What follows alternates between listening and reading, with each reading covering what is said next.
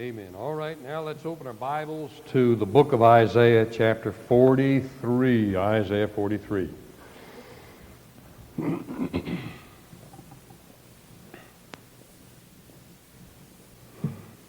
Isaiah 43.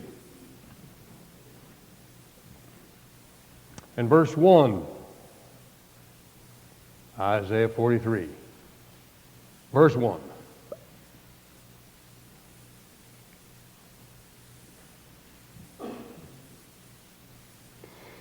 Isaiah 43:1. You got it?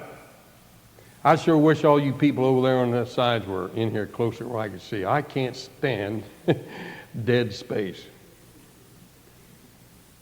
Of course, if all of you were here, it'd be quite a little bit dead space, I know, but I sure wish you'd learn. Now look at that big hole over there, big hole here. You know what it's like to try to preach to holes? It's terrible. Amen. I know if I'd preached long enough, a few would get under conviction, but not too many. Yeah, let's come on over here. I want to talk to you personally tonight. You and the scooch in toward the center. Come on, let's get together. Great day in the morning. Holes all over the place.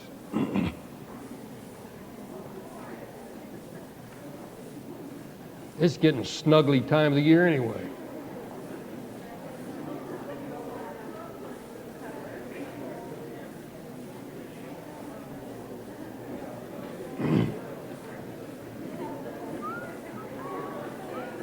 Come toward the front. Don't try to get toward the back. Oh, great day.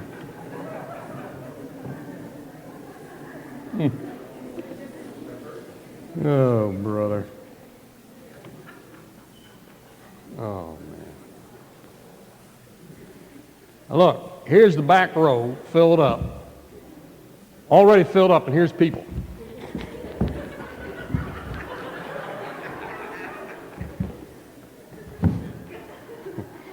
Oh, brother.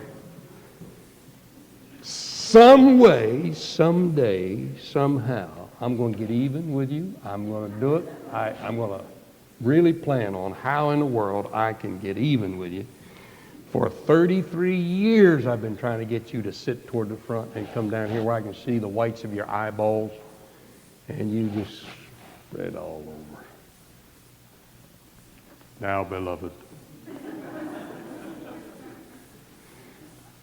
Isaiah 43:1. But now thus saith the Lord that created thee, O Jacob, and he that formed thee, O Israel. Fear not, for I have redeemed thee.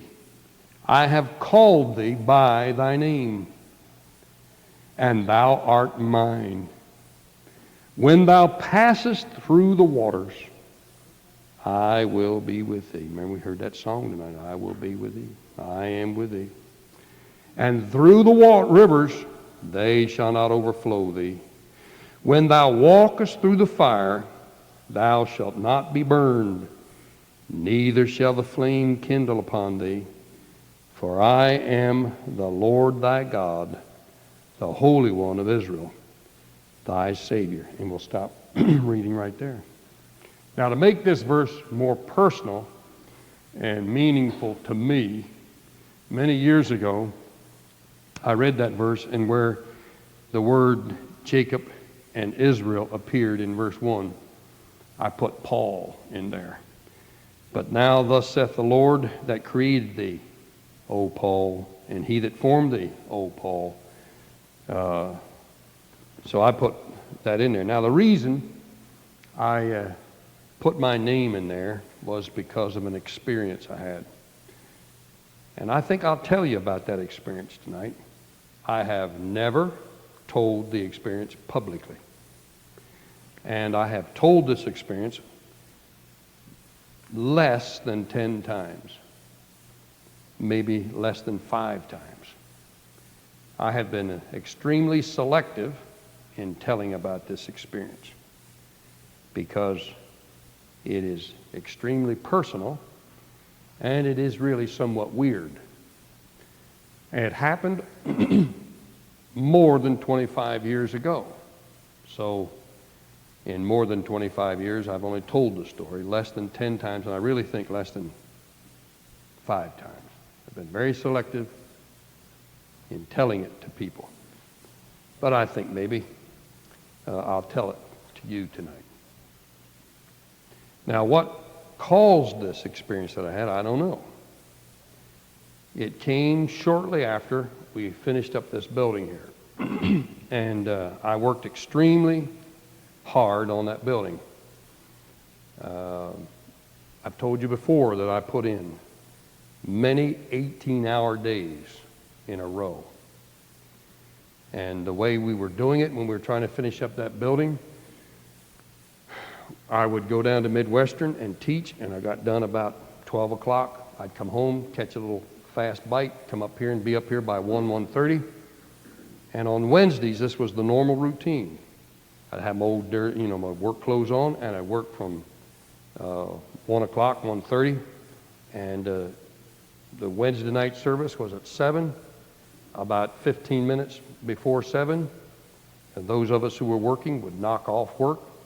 We'd rearrange the chairs around where we were working, have our service, and after the service was over, those who came for the service would go, and we never changed my clothes. I just keep my old work clothes on. And then people would go home, and I and a few men would go back to work, and we'd stay here till midnight, 1 o'clock.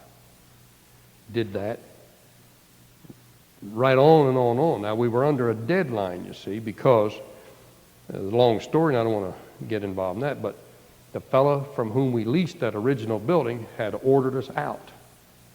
He got mad at us because we wouldn't sell back some property to him that he bought from us.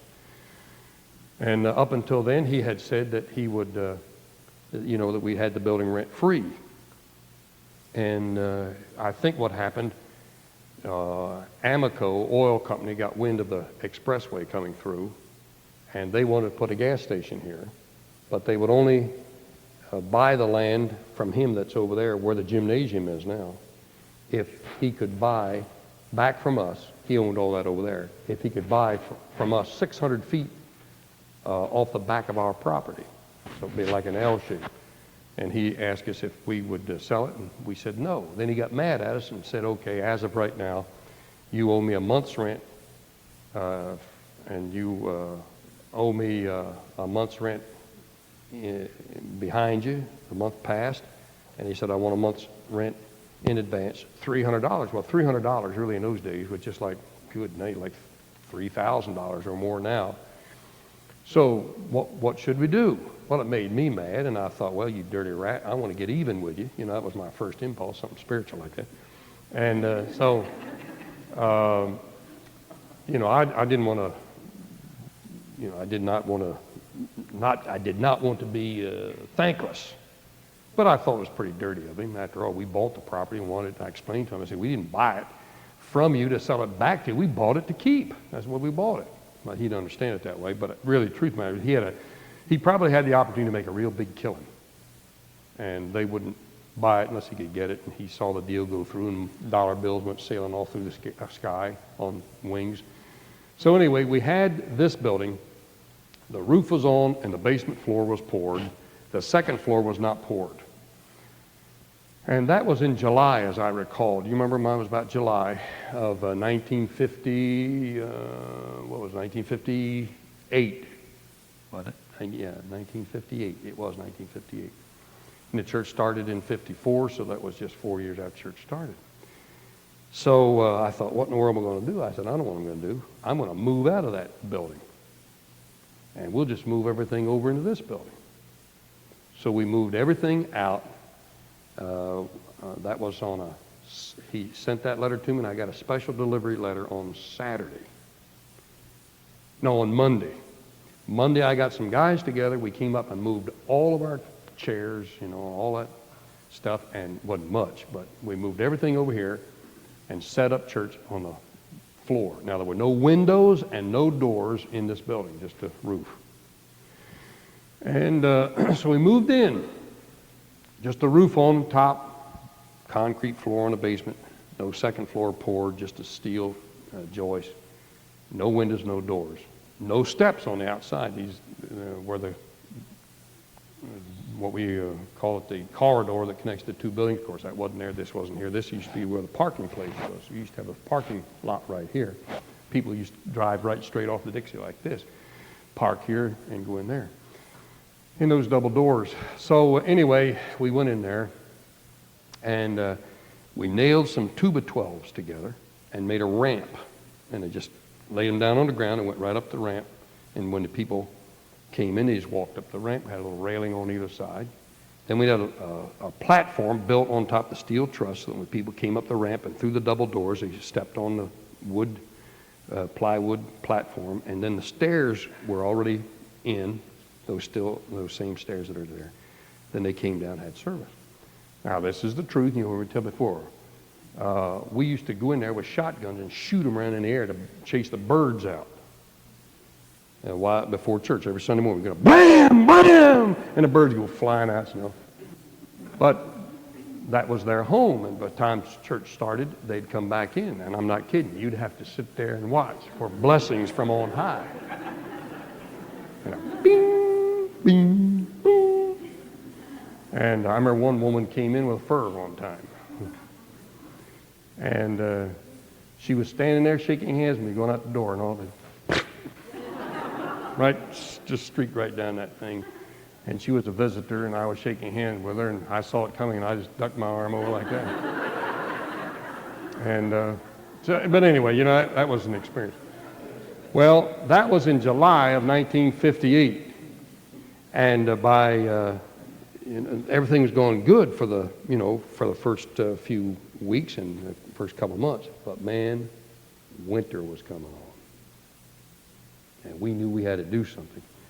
And that's when we got the loan from First Federal, which is now what? First Federal Oakland, I guess. We used to be First Federal Pontiac. Our church was the first church to ever get a loan from them.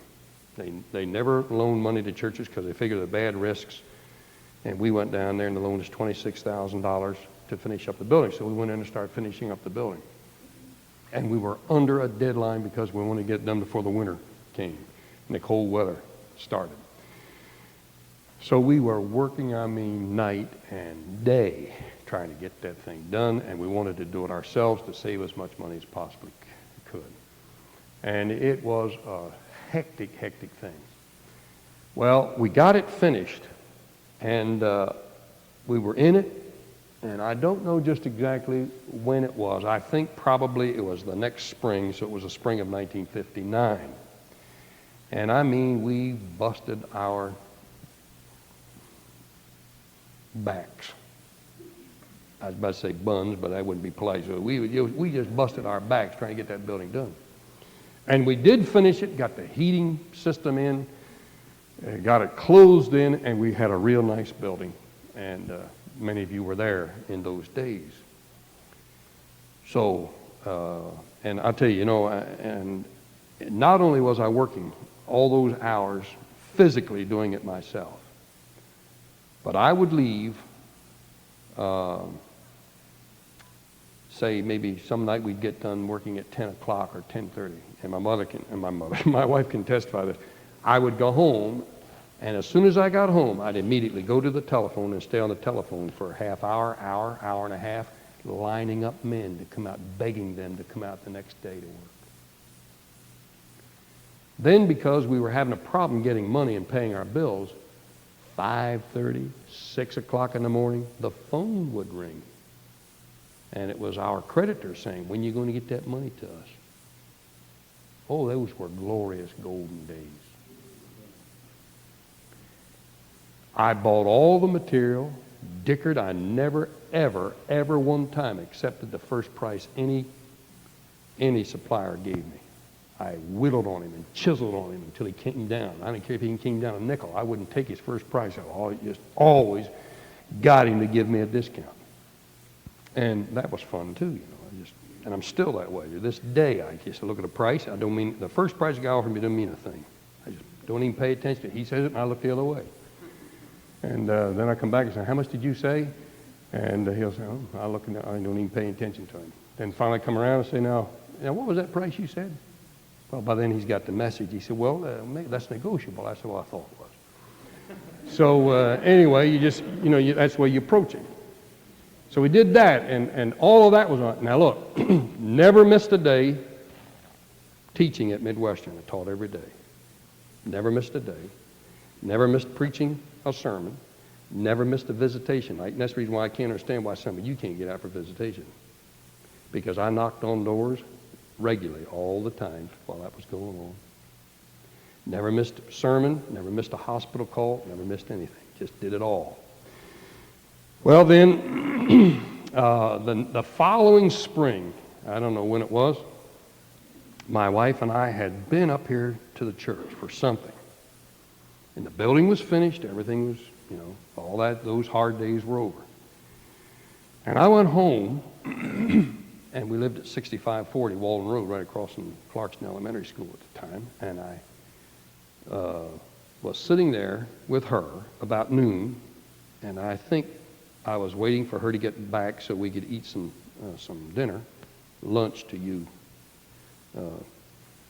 21st century people. And she said, well, I've got to go across the street to take, I think, Tim to school. I think he was over there in the grammar school. So she went over there, and I was just sitting there and waiting for her to come back. And while I was sitting there, the strangest thing happened to me. I don't know what it was. Even to this day, it's difficult to describe it. But a sensation came over me. And I felt as though I was losing contact with reality. And I thought, what in the world's the matter with me? And I felt as though I wanted to get up and run and get away from whatever this was. But I thought, well, where do I run? How far do I have to go? And I felt so motivated to do something, but I did not know exactly what to do. This was a terrible, terrible sensation. And I guess the best way to describe the sensation, it seemed as though something was attempting to overpower me. And it was tremendous. So I remember I got up and I just didn't know what to do. It felt like a tremendous pressure on top of me, and felt like something was attempting to overpower me, overtake me. So I got up and walked out of that living room, through the kitchen, out the back door, and I just got outside and started to breathe, taking great big gulps of air. And across the school, where the Clarkston High School used to be there, it was before they built the new high school, they were having a fire drill. And the children were coming out of the building, and I was standing there looking out across the backyard over there, and I looked at those children coming out of that building, and as I looked at them, I thought, are they really there? Or am I just imagine? Where is reality? Now, what's that sound like to you? Spooky, right? I mean, I broke out into a sweat, and honestly, it scared the fire out of me. Because you know what I thought, don't you? I thought I was going off my rocker. And some of you say, now we know. You did, and you haven't completely recuperated yet after 25 years. Well, anyway, that's what happened, see? Well, then my wife came back. And I was so embarrassed, I never said a word to her. In fact, it was years before I said anything. Well, it was years, but it was a long time before I said anything to her. I was too embarrassed. Then I was just bewildered the rest of the day. I got busy and went on, did whatever I was supposed to do, and tried to get my mind off of it, and I think maybe I succeeded in doing it. But then that night when I went to bed, it came back. And I'm telling you, it was horrible. horrible. I remember I went to bed, and I can remember that when I went to bed, I wasn't even thinking about it. But I was laying there in bed after a while. My wife fell asleep, which is normal routine, you know. That bed hits a pillow, and I think there must be a needle in that pillow that stabs her in the head and gives her a knockout drop. Anyway, I was just laying there in bed, and I wasn't thinking anything about it, and all of a sudden this thing started gradually. And I thought, uh-oh. And then it expanded and accelerated, got bigger and bigger and bigger. Oh, brother. Oh, man, I'm telling you, it was horrible. You know, that went on every night for weeks, until after a while, I hated to see night come. I didn't want night to come for anything. We went to Texas. That was back in the early days when we first went to Texas. And I remember we went with Herb Noy and his wife May, and I preached one Sunday night in a church, and Herb Noy and my wife and his wife stayed at church, or else I think you stayed at Cabell Roberts Church, and I was invited, and I went over to preach in our church, and I got out early because they were having a big conference there at Cabell Roberts Church. They got a little late, and I went back to the motel, and I was sitting there by myself, and boy, this thing came again there. And it got to a place where it didn't make any difference where I was, where I went, who I was with. When I got alone, this thing had come. And this one night, I remember, I got out of bed, paced the floor, got out of the bedroom. It was still when we lived at 6540. Got out of bed, walked out in the living room, got away from my wife because I still didn't want her to know anything about it. And in the darkness of that living room, I walked back and forth. Man, I was asking God to help me, but it just seemed like nothing was happening. And I went in the kitchen. I grabbed my Bible, went out in the kitchen, turned the light on, and I opened the Bible on the counter. I said, God, give me something. And I don't do this very often, but I just flipped it open and turned to Isaiah 43. And I read it, but it didn't help much. And I read it again. It still didn't help much. I read it again and again and again, and I quoted it out loud, but it still didn't help much. But I've never forgotten this verse, these verses I read to you. And this went on for I don't know how long. Now, this sounds spooky. You understand why? You can understand, appreciate why I didn't want to tell anybody about it. I thought, who do I talk? Now, here's another thing. Who do pastors talk to? Their members. How'd you like me to come to you and say, oh, folks, I tell you, I want some help because there's a big boogeyman after me, and I want to know, what do you suggest I do? They say, I know what I'm going to do. I'm hunting for another pastor. And listen, that really bothered me because here I am, I'm the pastor. And people still coming to me, Pastor, can you help me with this? And they look to me next, the pillar of strength, the all-wise, all-knowing, never has a problem, has all the answers. And here I was going through something I didn't know what it was, scared the living fire out of me. See? So I said, what do I do? Well, I mustered up enough courage to go to our family doctor. I had to go to him anyway. And so I just beat around the bush, because again, I wanted to maintain my image of the pastor. Preachers have all the answers. Pillar of strength, they never crack. So when I talked to our family doctor, I just kind of slid it in there a little bit, and didn't tell him everything because, again, I was embarrassed. I didn't want him to think that I was going off my rocker. And he said, well, it sounds to me like just a bad case of nerves. He said, you've been under a strain and this storm, you know, he knew a little bit about the building. He said, that's what it is. And he patted me on the shoulder and gave me an aspirin and sent me home. No, he didn't charge me. No, he didn't give me a shot. Not old Dr. Bavatt with that. When you got a shot from Dr. Isaac Bavatt, it was major surgery.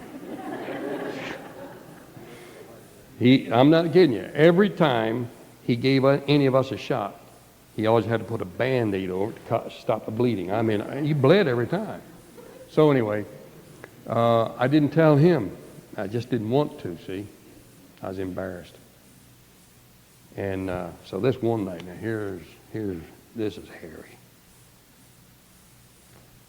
I was laying in bed. Again, remember, this happened a lot of times, you know, repeated. Got to a place, boy, I did not want to go to bed. I didn't want to see night come. I was terrified of night. So I was laying in bed. And something came through the door. And it was coming after me. Now this, it's happened.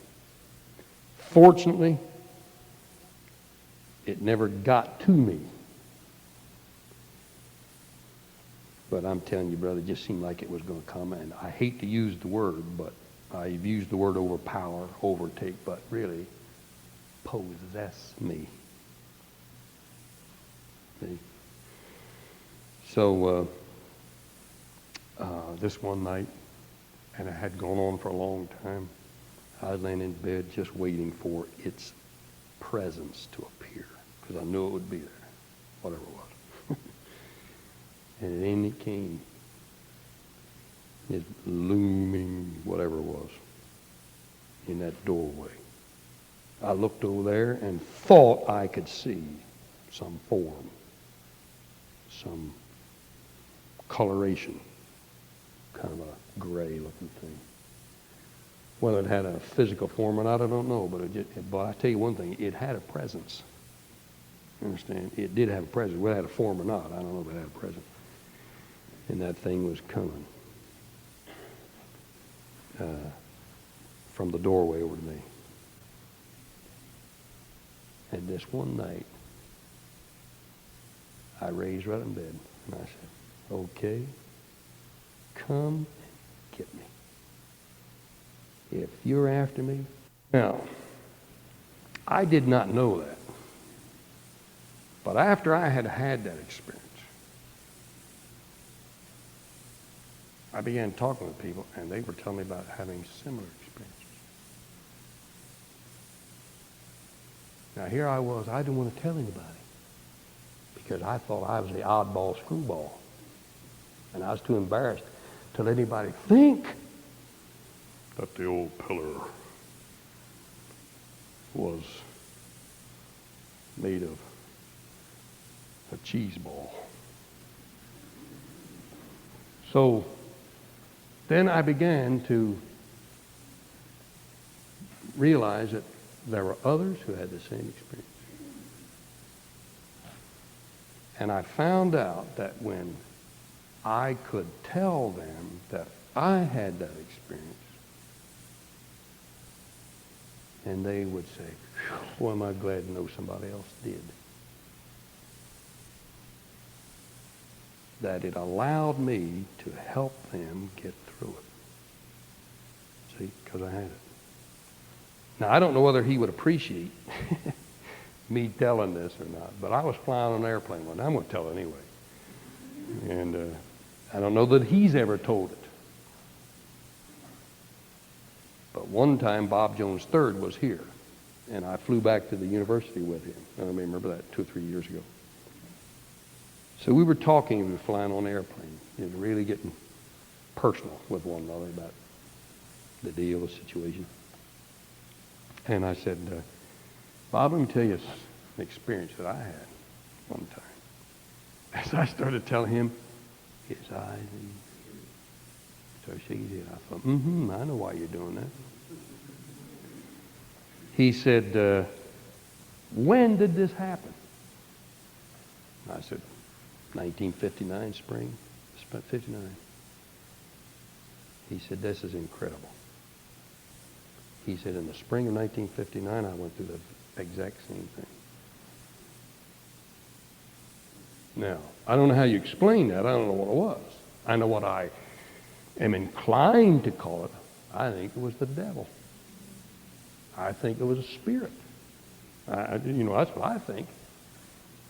But it made the other world a little more real to me and closer to me. Now, I know you're going to walk out here and say, man, do we have a weird...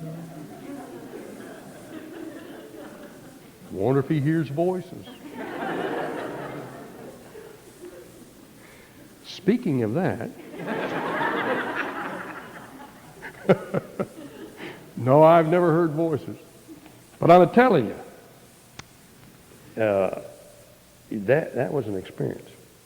Now, it has never, ever recurred in all these years. But it was real. And I do not know what it was. Physically, it may have been the emotional drain of those months and weeks and days of trying to get this building done with all the pressure on me. Since then, I think there have been times when I have had as much, if not more, pressure than back in those days. But I mean, they were tremendous days. I mean, they were really days of heavy pressure. I think that even right now, I'm under tremendous pressure. By the way, are you really out there? But anyway, the thing that I want to point out, I got through that experience. I have found that others have gone through this experience, and even now, as I've been telling you, I've noticed that a couple of you have been shaking your head. Yeah, you know what it's all about, maybe. And it's a weird, strange thing. I do not know what the explanation is. All I can tell you is I had the experience. The experience was real. What the experience was, I don't really know. I suspect that it could have been. I know this is true. I know that the devil always exploits weakness. He will exploit physical weakness. You go in the Bible, you notice those people who were demon-possessed were usually people who were epileptic.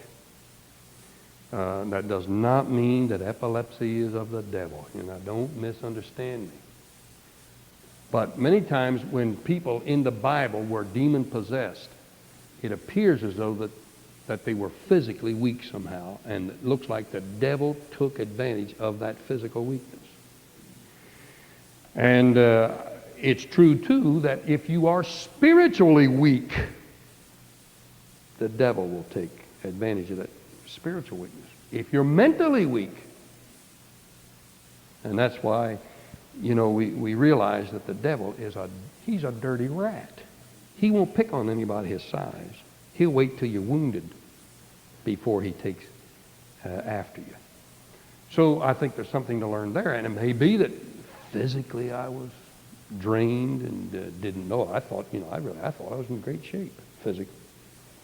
But maybe I was drained emotionally, and I don't know that I was in a low ebb in my spiritual life, because at that time I didn't have any particular problem in my life spiritually. I thought everything was all right between me and the Lord. But whatever it was, I know that it was real, and it did something to me back in those days, and made me realize a lot of things. And I think I learned some lessons out of it. And it made me, for one thing, to have an appreciation for other people who have had the same experience. And like I said, I found, in talking with people, that a lot of them have had it. And I guess one of the greatest advantages and benefits that I've gotten from that experience is these verses that I read. Because after I went through the experience, well, even during the experience, I'd go back to these verses. But having now passed through the experience and never having had a repetition of that experience, every time I read Isaiah 43, 1, 2, and 3, I think of that experience, and I think of the contents of these three verses. Now let's read them again. But now, thus saith the Lord that created thee, O Jacob, And he that formed thee, O Israel, or Paul, and you put your name there, fear not. Now, it's one thing for God to say, don't be afraid, but it's another thing for you to try to practice it. Right? Now, I think this, and I'll just stop here, and I'm not preaching, I'm just commenting. I got the sermon to do in just a minute. But having gone through that experience that scared the living daylights out of me. Do you understand? Do you know what fear is? I think I learned what fear was. Because I was afraid I was losing it. I was afraid that I was gone. And I thought probably I was going to wind up down there on Huron Street. Now, it's the truth. I thought my cookies had crumbled. Now, having gone through the experience, and God says, fear not. I said, okay, Lord, I won't. You understand that? If you tell me not to be afraid, I'm just not going to.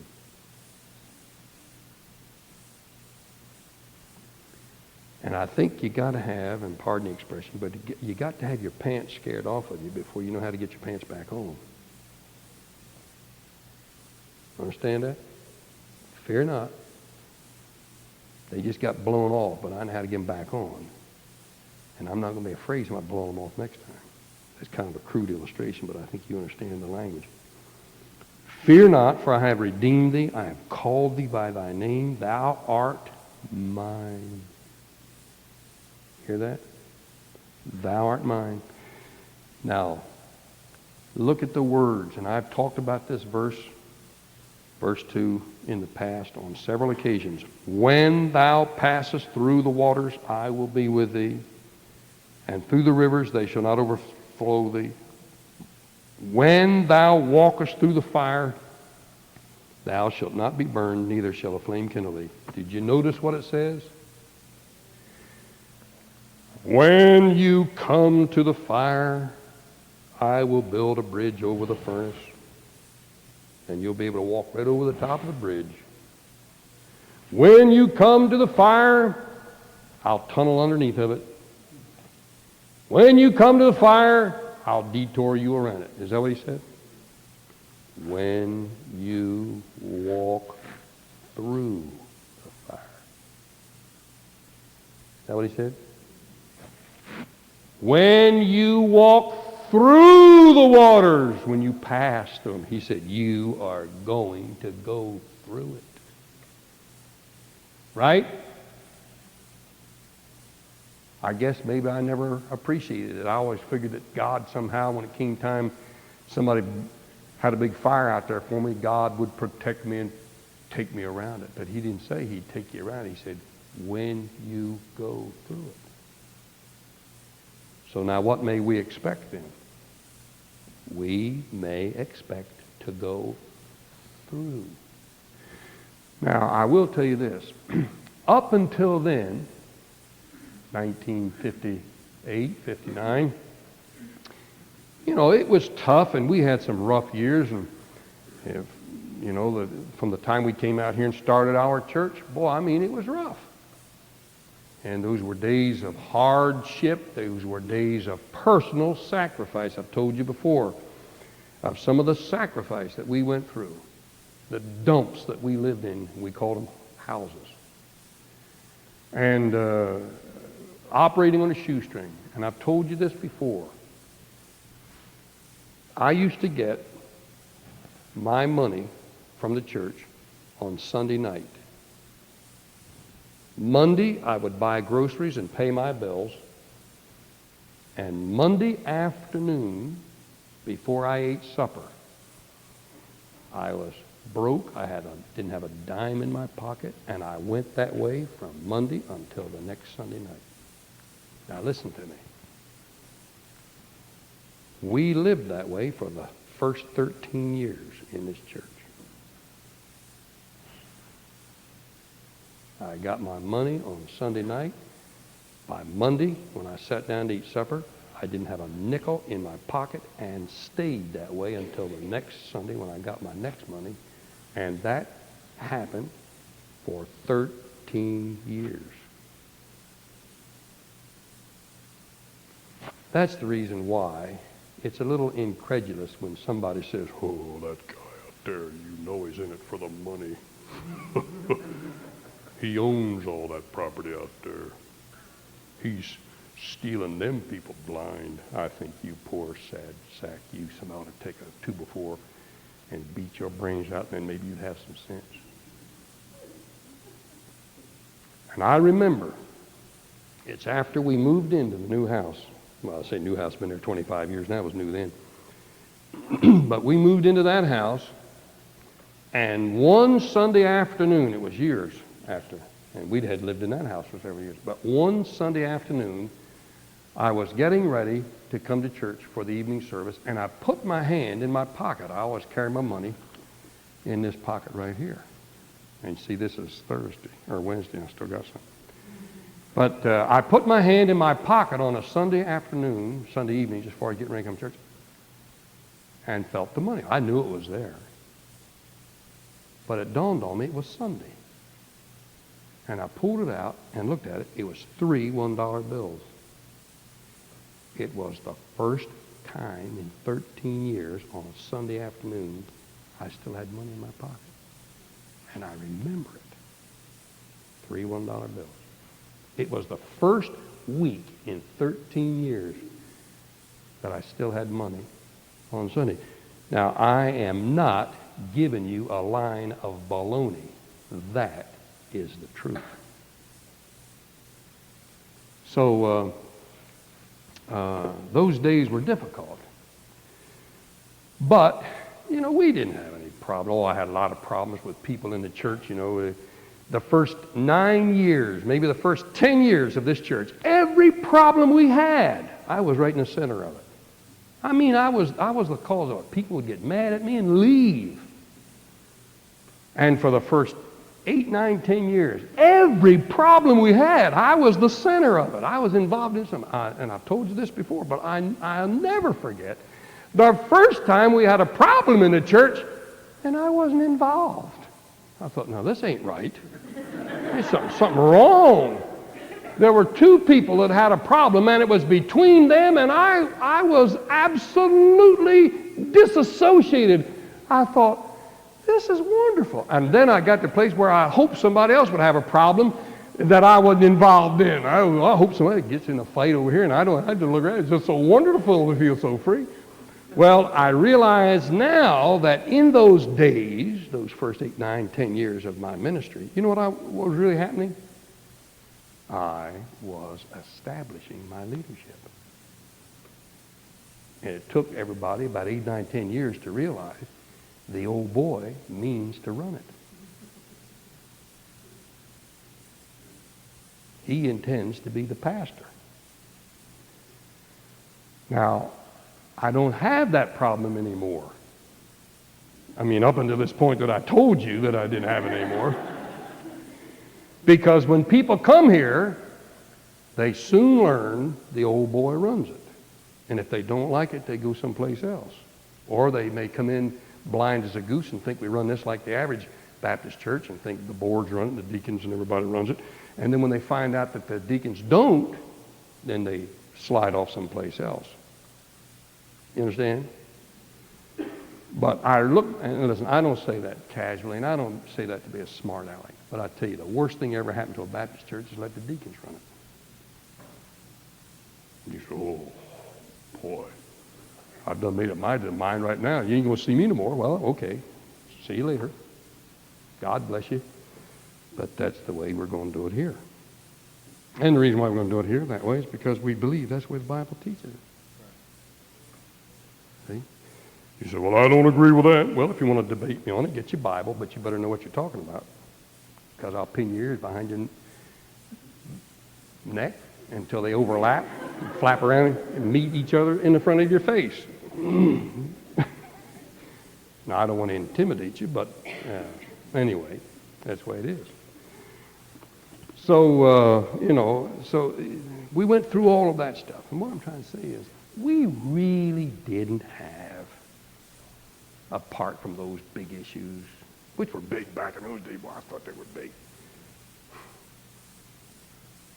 But compared to what we've been through since then, they look like molehills. Can you hear me? Did you hear me in the back when I said? I learned another lesson. I learned this lesson, that God allows you to go through something now to prepare you for something he's going to let you go through later on. And I remember my mother teaching me that, but I didn't know what she was talking about. And I wind up now telling you about it. And I don't know but what that experience I had back there when that boogeyman was after me, or what God was trying to teach me something. Because I tell you, there's been a lot of things happened since then.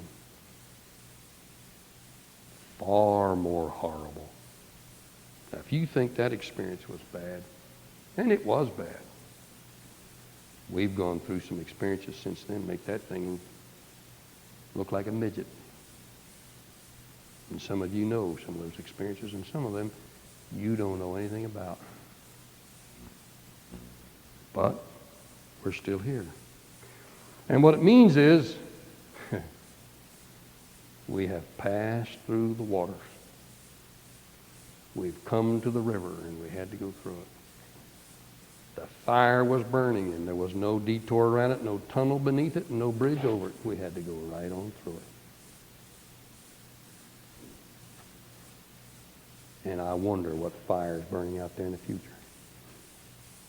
I wonder how big that body of water is out there yet that we're going to have to go through. I'm talking about me personally, my family, the church.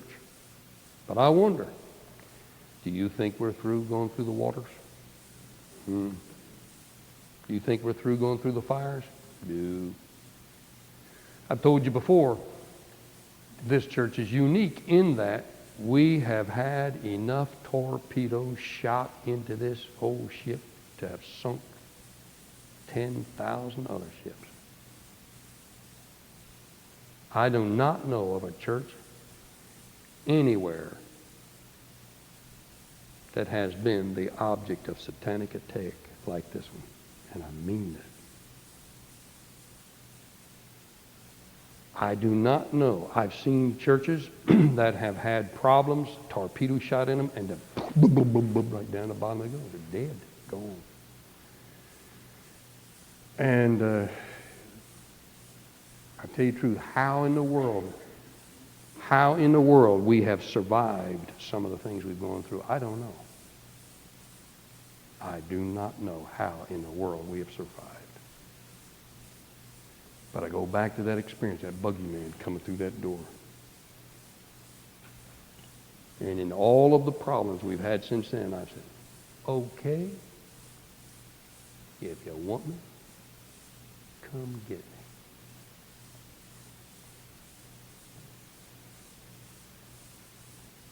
Now it dawned on me that maybe when I have assumed that attitude, if you want me, come get me. It dawned on me that whenever I have assumed that attitude, the problem was not as fearsome, and it began to evaporate. Was because of what it says here. Thou art mine. And if whatever it is that wants us and tries to come in and claim us, and I have said, okay, if you want me, come get me, it backs off.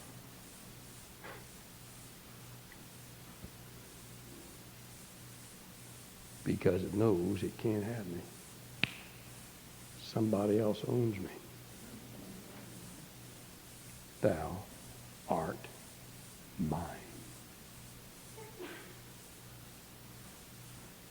That make sense to you? Now, I'm going to just make these comments, and then we'll go home. And this is the sermon. Verse 1, Thou art mine. Verse 1 speaks of possession, right? Verse 2, they shall not overflow thee, neither shall the flame kindle upon thee. So verse 2, that's preservation. Verse 1, possession. Verse 2, preservation. Verse 3, For I am the Lord thy God, the Holy One of Israel, thy Savior. God is speaking, and he says, I am. That's profession. He professes something. He makes his claim. Verse 1, possession. Thou art mine. Verse 2, preservation. It shall not overflow thee, neither shall the flame kindle upon thee. Preservation. Because God makes a profession. I am God. Great, eh? Next thing. Look at verse 1. I have redeemed thee. I have called thee. Look at verse 2. I will be with thee. Look at verse 3. I am the Lord. Verse 1, I have. Verse 2, I will. Verse 3, I am. I have, past tense. I will, future tense. I am, present tense. Pretty good, huh? Now look at this. Thou art mine.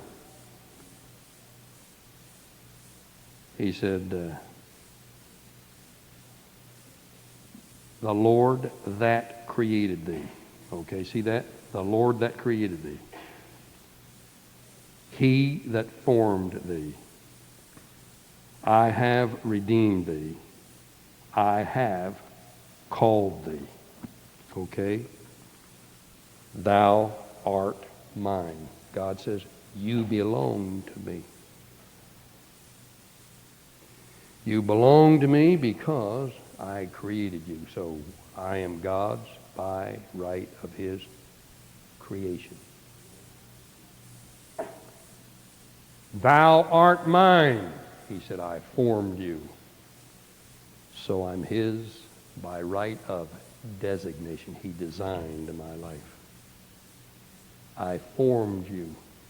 I designed you. So I am his by right of designation. And then he said, I have redeemed thee. I am his by his right of redemption. And then he said, I have called thee. I'm his by right of solicitation. He called me. Listen to this. He called me. I responded. When he called me and solicited, and solicitation means it's up to you, right? You don't have to come unless you want to. But he called me, and I responded, right? He said, come to me, and I came to him. So it was voluntary response on my part. He didn't make me come. And when I came to him, I knew the conditions of my coming to him. And the conditions of my coming to him were these. You come after me, deny yourself, take up your cross, follow me. I knew that when I came to him. I knew the conditions of that when he solicited me to come. He said, now if you come after me, deny yourself. I said, okay, I'm coming. And when I came to him, what was I agreeing to? What was I agreeing to? I was agreeing to the conditions. He said, if you come, you're going to have to deny yourself. I said, okay, I will. And I did. I said, not my life. No, sorry. No more. I'm not going to try to do it. I want not what I want, it's what you want. So it's denial. He said, take up your cross. That's death. Die to self, die to ambition. You know, that's the reason why it's so preposterous that people have for 33 years tried to attach a selfish motive to what I'm trying to do around here. I've had them say, boy, he's building an empire. You know, I never intended to build an empire. All I did, try to do what God wanted me to do, and God says, okay, buy that piece of property. I said, okay, go buy it. So he's adding to his empire. The Lord said, looks to me like going to have another building. Okay, put up. Oh, there he goes, building another castle on his domain. You know, that kind of stuff. But when he said, you take up your cross, I said, okay, I agree with that, I'll die. And then he said, and follow me. And I knew when I came, he called, solicited me, I came, I knew the terms, I knew the conditions of his solicitation. I had to be willing to go wherever he wanted me to go. And I want to tell you, let me tell you, when I was 14 years old, I had come to know the Lord Jesus as my personal Savior. And they had the revival meeting in the Methodist Church, First Methodist Church there in Salem. And the preacher said, John R. Church, the evangelist, Methodist evangelist, said, now listen, if you will give public confession of Jesus Christ as your Savior, you walk this aisle. I had already known that I was saved. I had already given a testimony at this time in the Epworth League, Methodist young people's thing on Sunday night. And I was sitting in the back, and he said, you come forward. And I walked down the aisle of that Methodist church. It had an altar, old altar, had a railing there, and I knelt at that altar. People came up around like they did in the Methodist church, and men, they prayed for me. They wept, and I wept. I got up from that altar. People had left me alone, and I got up from the altar. And I turned to walk down that aisle. And I took a step or two, as I remember. And I remember looking up at the ceiling of that Methodist church, but I was really looking to heaven. 14 years old, and I'm telling you, if you'd only seen me at 14 years old, I was the dumbest jerk that ever lived. So juvenile, just so dumb. I looked up and I said,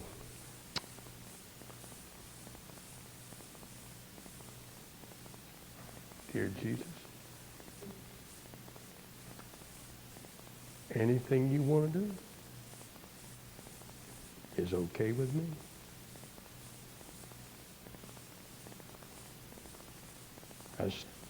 And I stepped out. I thought about that step after that statement that night. That step, that night, was the first step